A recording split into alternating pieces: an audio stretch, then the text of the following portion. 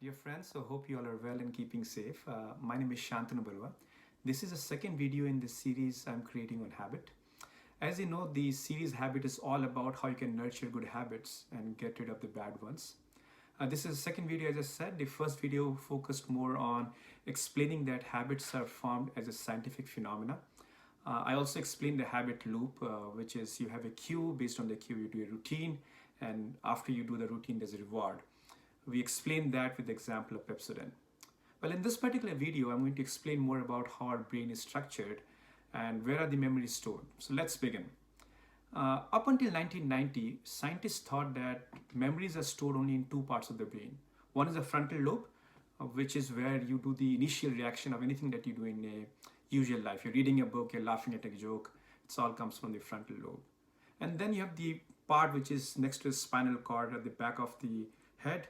That's where most of the old memories are stored. For example, if you recall something that happened in the past, a small incident which comes back to you, they all comes back from the back of the brain, which is near the spinal cord. There is a third part as well, which scientists were not very clear up until 1990, which is in the center part of the head, which is known as basal ganglia, the scientific word of that. The basal ganglia is a very interesting and a very enigmatic phenomena for most of the scientists. They didn't know what it is all about up until 1990. So what happened in 1990? So I'm going to tell you a small incident. This is about a gentleman with the name Eugene who lived in Southern California. I think up around 1990, he was swimming in a lake, I believe, and he got attacked by a virus. 3 weeks down the line, he was vomiting. He was taken to ER, and the doctors found that he was infected by a virus. They gave him a vaccination. The dose was given, and the virus was killed. But the virus did the damage. It ate a good part of the brain, which is mostly on the frontal lobe, and that made Eugene forget things which was happening. For example, if the doctor enters the room, he will say hello. If the doctor enters again in 15 minutes, he will again say hello. What happened was the virus ate up all of the frontal lobe. So as I told you before, all of the reaction that we do, typically those were all gone because he was not able to register, recall, and kind of put it all together. Doctor told Eugene's wife that, look, this is how it will be. You have to go, you have to make sure you take care of him. He will know you, he will know his family, because that is all from the back side of the brain, the spinal cord part. But all of the things that will happen from a day-to-day, initial reactions and all, he will not have, he'll keep forgetting. And told his wife that you have to take good care, you should not leave home alone, otherwise he'll not know how to come back. So fast forward, he came back home, he was doing okay, same symptoms, he was not able to recollect, he was not able to do things. He used to keep asking the same thing, he'll keep cooking bacons and eggs, based upon his mood and his desires in the day. Life went on, and one day Eugene went out of the house without his wife's notice. His wife was inside the room. She came back to the living room. He was not there. She looked all around the house. He was not there. Frantically, she ran out. She was trying to look for him all over the place. She knocked at the neighbor's door, which looks like their house. He was not there either. She called 911. She was sobbing, crying. She looked everywhere, and she came back home. And once she came back home, he found Eugene sitting on the chair watching TV, and she was shocked, and she came and asked him, where did you go? And he had no recollection. He said, how did you come back? He has no recollection. She said, did someone bring you back? He had no recollection. He simply said, I don't know what happened to me. I'm here, I'm watching TV. Then she saw some pine cones, and she knows that pine cones were from the back of the woods. She was certain that he went to the woods like he used to do before when he was sane, or when he was in his minds, and he bought those pine cones as souvenirs, but he had no recollection whatsoever. The doctors were baffled, and they didn't understand how can he come back. His frontal lobe is completely damaged, and to do that kind of a reaction, you need to have your frontal lobe completely working. So curious scientists, one of them started to live with Eugene and his family just to observe what's going on. And they observed a very strange phenomena. He will not remember where the kitchen is. For example, if they ask him where the kitchen is, he'll say, I don't know. But right in the morning, as soon as he switch on the TV, He know exactly where the kitchen is. He'll go to the kitchen, he cook his bacon and egg, he comes back and eat. And he'll do that multiple times, but that's how he was functioning. So what happened here?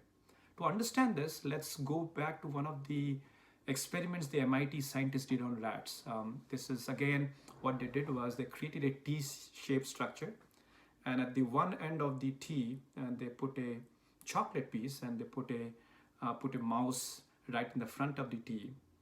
They put a slapper down there, and as soon as the slapper is on, the mouse was let go, and the whole idea is the mouse has to sniff and find the chocolate. So in initial time, what happened, the mouse will sniff the wall, is smelling the chocolate. He will go around, he'll tap around different walls, he'll reach the T-junction. The chocolate was on the left-hand side, but invariably the mouse will turn right, and ultimately it'll figure out and it'll have the chocolate, it'll be very happy about it. And what they did was they kept repeating this time and again, multiple times in a day, days after day. And what happened is, over a period of time, what the mouse was doing is, while in the initial time he was trying to sniff around, trying to go all over the place, but as time progressed, mouse was exactly able to go where the chocolate was. He will go straight, make a left, he'll eat chocolate, and he'll come back. What was happening here is the basal ganglia was coming into play. To understand that, what they did was they put wires in the mouse brain, and they were observing the signals. And what they would see is that in the initial period, when the mouse didn't know where the chocolate was, the brain activity was extreme. Moment the chocolate was put, a sniffing sound comes, the click sound comes, the brain is working, all the signals will go up and down, sniffing around, the signals will be at the top until the chocolate is found. But over a period of time, what they saw was that the signals, the way the brain was working is, as soon as the chocolate was kept in a flapper was put up, the signal will go up, brain will start working, but it will die down. It will completely die down. It will again come back up when the mouse is eating the chocolate. So what is happening here? This is actually how the brain works. So brain has to take rest. So what brain does is, ultimately when it finds a routine, it stores that in the brain, and based on certain cues and triggers, it will trigger it up again, but it exactly knows what to do. So it will not spend the brain thinking about what it has to do, but it will go in an automatic routine. So the signal goes up in the beginning, he knows there's a chocolate, there is a cue for that, and right after that the brain activity completely slows down, the mouse will go, and as soon as the eating is done, the signal comes back, and the brain again knows what it has to do. This is how all of our brain function, and that's how brain has to function. Otherwise, how can we think and invent new things if you talk about silly things? And also our brain stores hundreds of those habits back in our head. That part is the basal ganglia. That's where all the habits are stored. So what happens is, when we keep doing certain things time and again, it goes and stores that, and what it does is, it exactly knows when a trigger happens, which habit to pull out. And once it pulls out the habit, it exactly knows the routine. The brain will not start thinking, it will just simply do the job. And once the job is done, the brain will come to know and it's done.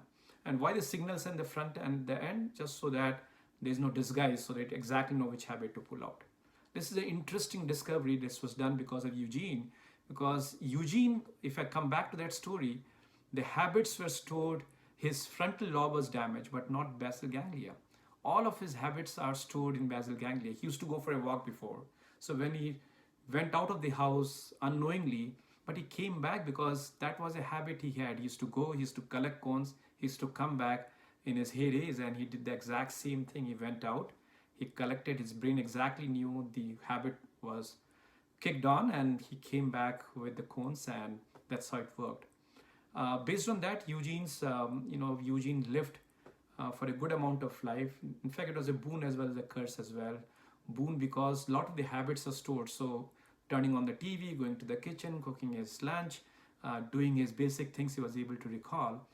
But curse because he used to do the same thing again and again, because he used to cook bacon and egg. It's not good for his health. So they tried to change the habit by putting a salad next to it and trying to see if he can pick up, and he actually did. But about that in the next chapter. But as you can see in this entire episode, what you've learned is three things. One, brain has three parts: the frontal lobe for initial reaction, the back part, which is for most of the older memories to store, and a basal ganglia which stores our habit. Hundreds of habits are stored, and those habits are second thing we learned is that brain will kickstart that habit, and when those habit comes, we ourselves don't know how we're doing it because the brain doesn't function, and that's how habit basically happen. And the third thing that we learned is that all of those habits needs a trigger to for the brain to bring up, and once the routine is done, brain again gives a signal back to know that the habit has been done. This is very interesting. So now if you try to relate it back, when you have bought this new house of yours, the first time you're backing up your car from the driveway, you must be looking like 10 times how long the car is, how long the driveway is there a car on the other side. You'll be very watchful and going. You must have done it few times, but now if you see after years, so you don't even think twice. You'll be in a call, you'll back up your car and off you go. Similarly, when you're driving on the road, if you take the same route to the office or to your school or to the place you go in the morning, you will invariably go into that. And if you want to see that, let's say in a weekend you take the same route but you want to go somewhere else, and if you're on a phone or talking to someone, invariably you go into the lane where you shouldn't go, because that's how the habit kicks in. And this is a very interesting thing to know. I'm still not telling you how to change the habit, but a very interesting thing we have learned. We learned the habit loop in the first episode. We learned in this episode that brain has three parts. We also learned that habits are stored in the brain in different part of the brain. How to change it? To learn that, we have to yet learn one more thing, which is known as craving. And craving is a absolutely important aspect which we'll learn in the next videos. So thank you for listening again. Hope you find it interesting. Do leave behind your comments and anything else you would like to say. And again, to tell you everyone, this is inspired by the book I read by Charles Duhigg, Power of Habit. Thank you once again for your time. Take care now. Bye.